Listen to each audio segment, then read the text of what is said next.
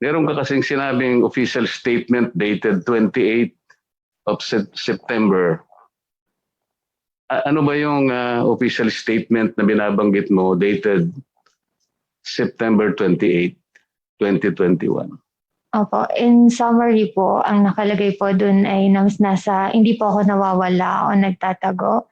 Nasa maayos po akong kalagayan, hindi rin po ako naka-receive ng threat mula sa Pharmally po.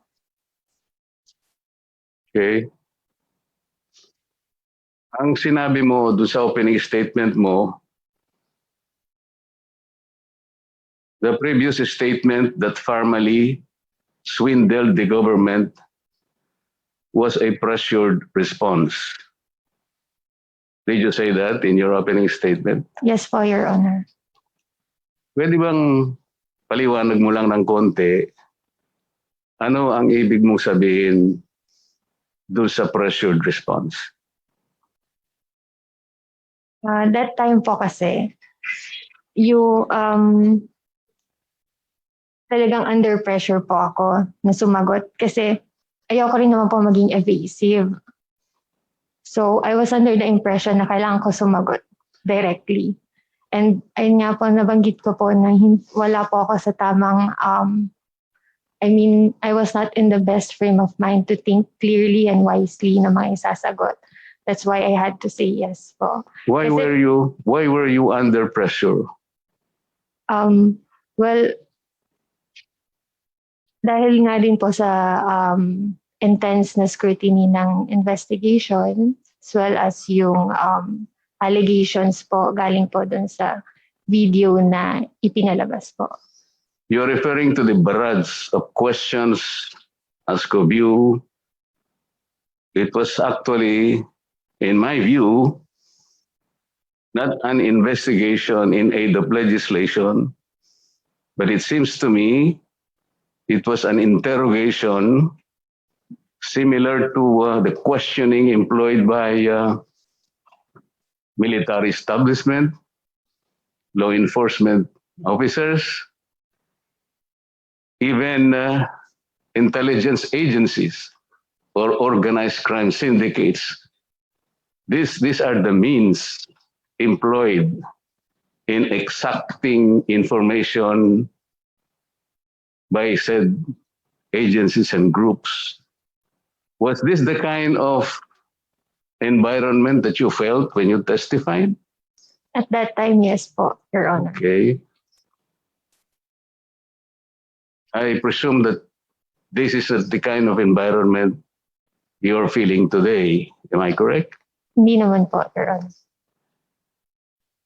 Ms. Mago, I reviewed personally the videotape when you were being asked by the Senate Blue Ribbon Committee. I am not sure what date is that, but I would refresh your memory on, I did not exactly capture the terms, but I think you will be able to recall them. There was a time when you were saying, like, I would have to watch the video again, but with regard to the changing of the stickers of the items, something like that. You were telling the Senate Blue Ribbon Committee that you needed to watch the video again because it has something to do with the changing of the stickers. Did you recall that? Yes po, Your Honor. Because you said this was a supply concern. Yes po. I got that. But while you were at it, another senator blamed on you, and he said, confirm they were actually doing it. So without reference to what was being done at the time. And then you said again, that is something I cannot deny. Will you please tell us what was that something that you cannot deny in response to the question of that senator? Opo, Mr. Chairman, nabanggit ko rin po sa aking opening statement na nagkaroon nga po ng mix-up ng mga product certificates kasi nga po minerge namin yung mga packs ng face shields na with broken quantities to form nga yung uniform 10 face shields per packaging. So, per packaging po kasi isa lang yung product certificate na ilalagay, and as a result, yung mga ibang product certificates na discard na po. So that was the kind of thing that you were referring when you said changing of the stickers. You were referring to the inconsistent packaging that you mentioned in your opening statement, because you needed to arrive at the packaging of 10 face shields in one package para maging consistent, sabi mo rito. And then you made reference to this na there were dates like April 2020 with expiry dates of 2 years, which is the same with April 2021 with expiry date of 2 years, meaning to say the two stickers mean the same thing, that the expiry date is 3 years. This is the one you are referring to, Madam. I'm not sure po dun sa mga details ng mga product certificates namin, Your Honor.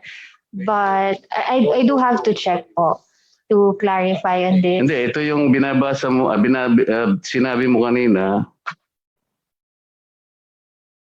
The production date of April 20 with the validity of 3 years. Okay?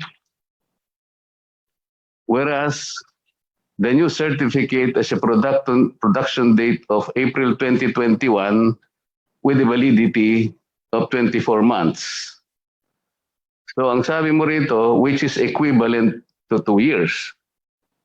What you're saying here, pareho lang naman yon, kahit pinagpalit, but you will arrive of the same dates. Is that what you're trying to say here?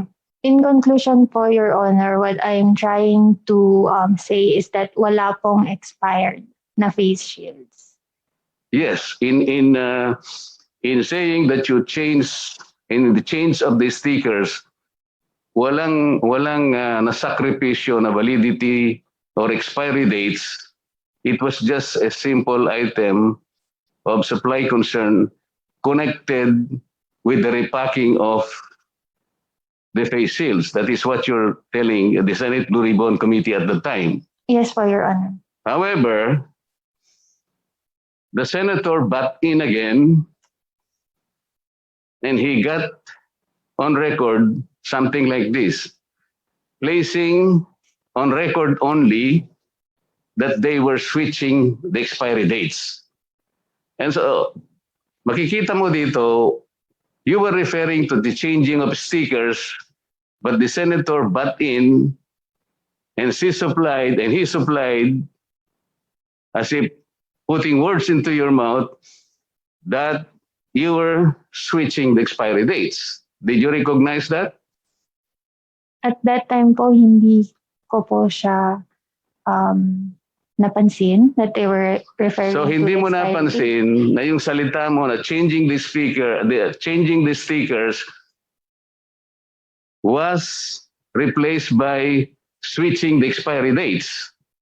Hindi ko po siya napansin at that time. Hindi mo napansin, pero yung sagot mo, sabi niya, Mr. Chair, I wanted to place on record that they were switching the expiry dates.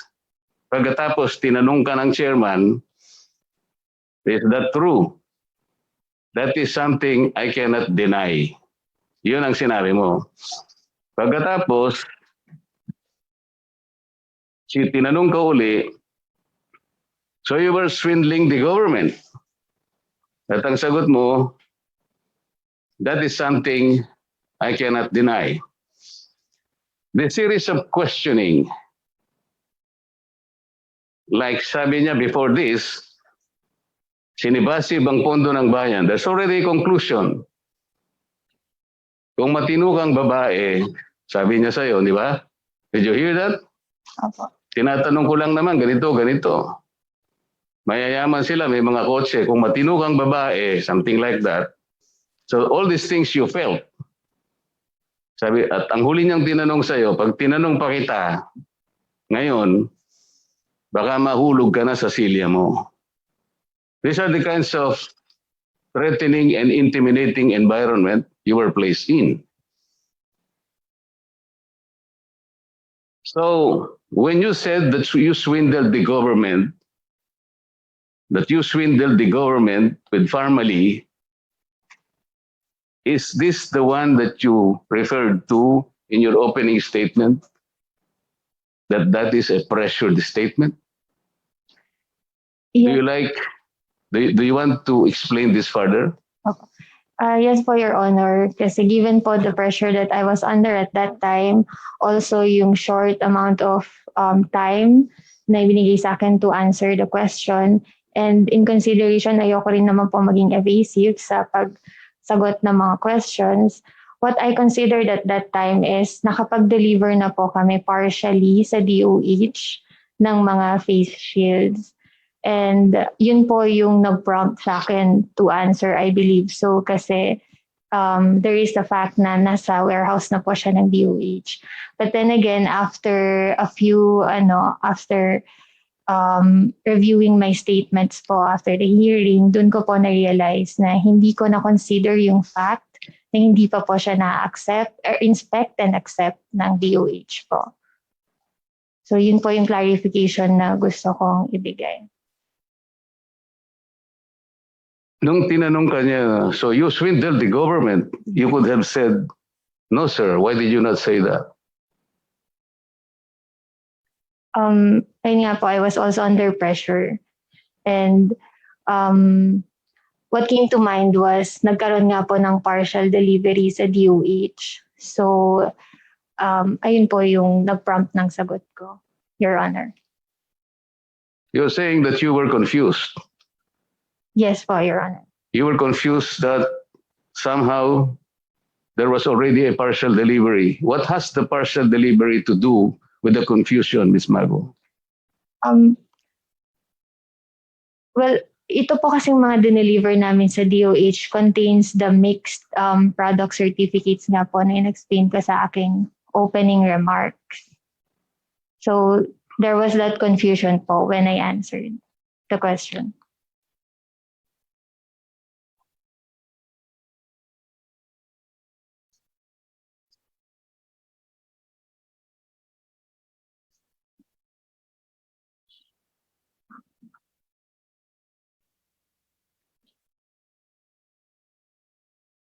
You said again, Ms. Mago, that, well, it was in your opening statement that you denied all the allegations made by the unidentified person who appeared in the video message presented by Senator Ontiveros. Was part of your opening statement. Do you confirm that? Yes po, Your Honor. What are those allegations made by the unidentified person? From what I recall, Your Honor, the allegations included delivering damaged items sa government, like yung mga torn, dented, yung mga discolored na face shields, which hindi naman po totoo. And then there is also an allegation that we delivered substandard and expired face shields to the government. Hindi rin po yung totoo. And the unidentified witness also mentioned that we delivered substandard test kits to the government. Hindi rin po yung totoo, Your Honor. Pero parang may tinanong sila na ikaw daw yung allegedly nagutos na palitan yung mga delivery dates or whatever, at meron kang sinagot something like, that is something I cannot deny. What explanations can you tell us in that regard? Your Honor, I relayed the instructions from the management po to repack the stocks. Not to change the delivery dates, but to repack the stocks po, Your Honor. but it made a different connotation to the members of the Senate Blue Ribbon Committee that that particular answer meant that you were instructed or ordered by higher management to change the delivery dates. And it even had the connotation that you deliberately changed the expiry dates. That was the inference that was communicated by that statement before the Blue Ribbon Committee. Can you explain that to erase the doubts? Mr. Chairman, wala pong expired na face shields. And ang instruction po na nirelay ko sa aming mga warehouse personnel is to repack po yung mga face shields namin into 10 pieces per packaging po. And then, nung ginagawa po nila yung repacking, nagsabi po sila sa akin na madaming product certificates, alin po dito yung ilalagay namin. So I told them to choose just one kasi isang product certificate lang po per packaging, Your Honor. What is the significance of those certificates in regard to the presumption that or allegation that you changed the delivery dates? We never changed the manufacture production date or the manufacturing date, Mr. Chairman. Yes, is there a connection between manufacturing dates and expiry dates? Yes, but it shows the validity of the product po. In your opening statement, you made an explanation of April 2020 and April 2021. Will you explain that, please, so that we can erase the doubts as to the allegation that there was a deliberate attempt to change the expiry dates? Mr. Chairman, ang nangyari po is that there were a lot of product certificates in excess and our staff only had to choose one of those product certificates na ilalagay po sa packaging. I never instructed them na piliin yung product certificate with a more recent production date. It was at their own discretion po na pumili ng product certificate na ilalagay po sa packaging, and we also checked yung validity po nung na nakalagay sa mga product certificates, and none of those were expired or near expiry po. Yun na nga, yung gusto mong sabihin dito, kahit aling certificate ang gagamitin, that will not show that the certificates have been previously expired or the certificates previously expired. Yes po, Your Honor. Okay.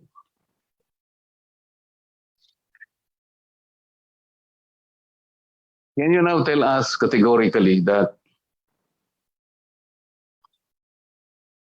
when you said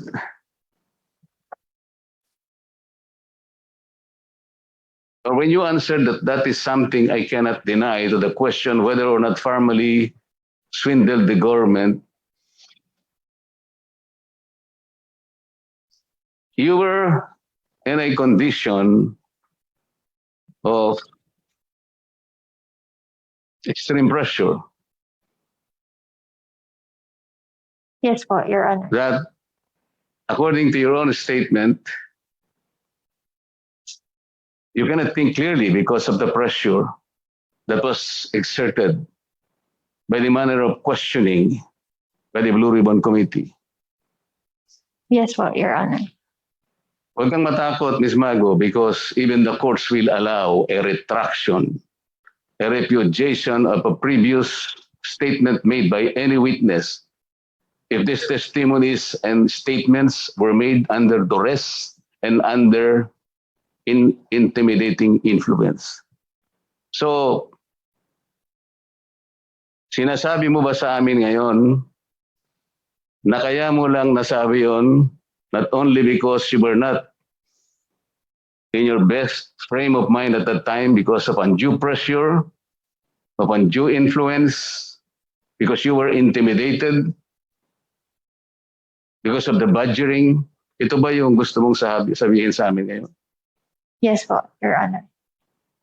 You were there when that unidentified person was introduced as a witness. You were there, right? Yes po, Your Honor. Did you see that person, whether or not he took his oath before he made those statements before the Senate Blue Ribbon Committee? No po, Your Honor.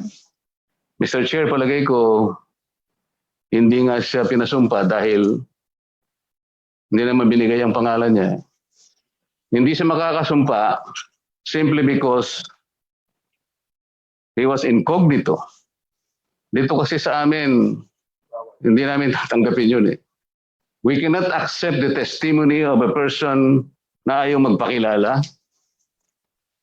At hindi naman susumpa kung sasabihin niya sa amin ay totoo o hindi. It's a waste of time. First of all, it's not admissible in evidence. Ms. Mago, nung ikaw ay unang imbitahan, inisip mo siguro na inimbitahan ka because you are a resource person. Somebody who can shed light to the questions that will be propounded on you, tama? Tama po, Your Honor. But you ended up being publicly humiliated. You ended up like you were an accused. Because sinasabi nga namin, it was not the proper investigation in aid of legislation as enunciated in the Constitution, but it was an interrogation. It was prosecution, actually. Did you notice that? Yes po. Alam mo, Ms. Mago, maski yung mga police officers, kapag ka ikaw ay suspected, mari na aresto ka, bibigyan ka pa rin ng tinatawag na Miranda warnings. Pwede nilang sabihin sa'yo, okay, you have the right to remain silent, you have the right to engage your own counsel, anything that you will say may be used against you in any court of law. When you place yourself in that interrogation before the Blue Ribbon Committee, meron ba nagsabi sa'yo na pwede mong sagutin yan, pwedeng hindi? Baka ma-incriminate ka. Did they tell you that? Wala po. Wala.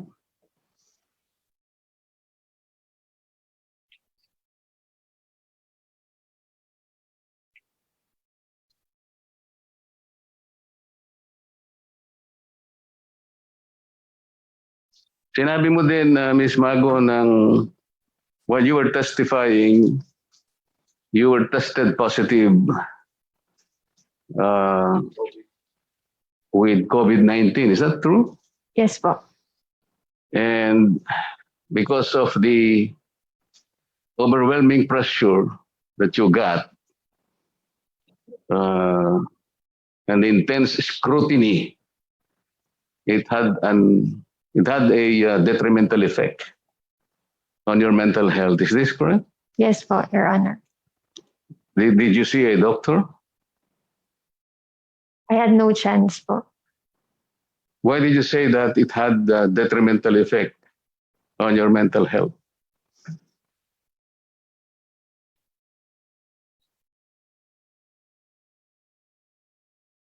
It's all right. Opo. Well, when I was positive po for COVID, I manifested the signs and symptoms po, especially yung dry cough. And it gets worse every day. But I do inform naman po yung City Health Office. Nakakausap ko naman po sila every day and they monitor. And also, dahil nga po dun, nagkaroon ng decline in my physical health first. And then, ongoing nga din po yung mga investigations at that time. And especially the hearing last September 2021 at the Senate Blue Ribbon Committee po. I was really traumatized by what happened, and it really had a negative impact on my mental health po.